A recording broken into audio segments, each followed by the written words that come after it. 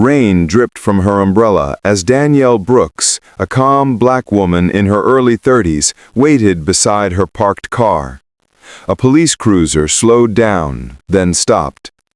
Officer Carter stepped out, his smirk already loaded with suspicion. "Ma'am, this car doesn't look like something you could afford," he sneered. Danielle stayed silent, her voice, her truth, not needed yet. He circled her vehicle like a predator, hand brushing the holster, eyes daring her to flinch. People began to stare, some whispered. She raised her trembling hand slightly. "Officer, there must be a mistake." But he cut her off. "Put your hands where I can see them." Her eyes burned, not from fear, but from dignity crushed. She knew who she was.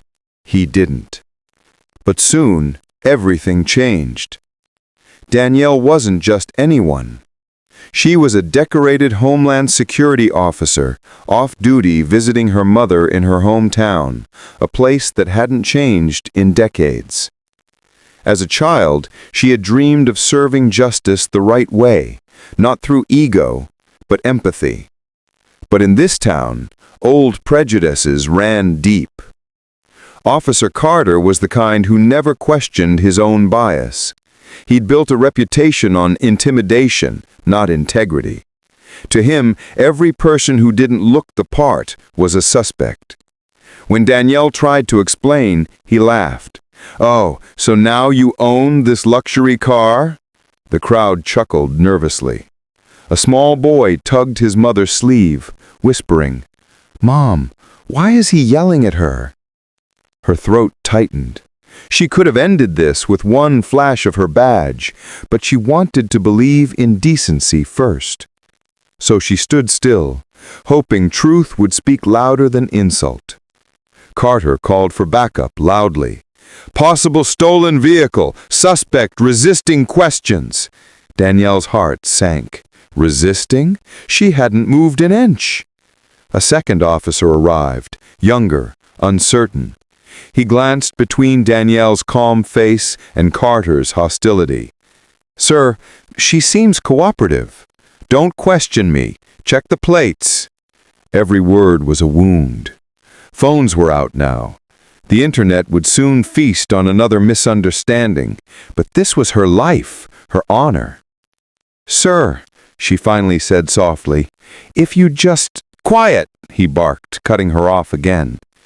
He gestured toward her handbag. "What's in there?" Her ID rested inside, the truth inches away, but she hesitated. She didn't want to win by rank. She wanted him to see his mistake first. Still, humiliation grew heavier. Whispers turned into gasps as Carter began searching her car without permission. Rainwater ran down the windshield like tears she refused to shed. Then, a voice from the younger officer. "Sir, the car's registered to Danielle Brooks. Same name as on her license." Carter frowned. "Probably fake." He had no idea how wrong he was. Danielle took one slow step forward. "Officer," she said, her voice steady now, "before you make another mistake."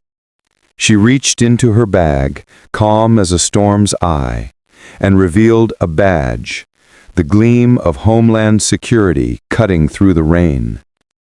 Special Agent Danielle Brooks, Department of Homeland Security. Silence.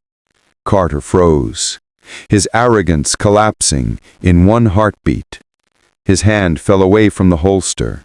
The crowd went dead still. The younger officer's mouth opened slightly. "Ma'am, I didn't know." Danielle's eyes locked with Carter's. "That's the problem," she said quietly. "You never ask. You just assume." No shouting, no revenge, just truth, sharper than any punishment. The chief arrived minutes later.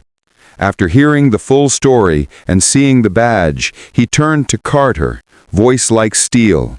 You've just detained a federal officer on false suspicion. Turn in your badge pending review."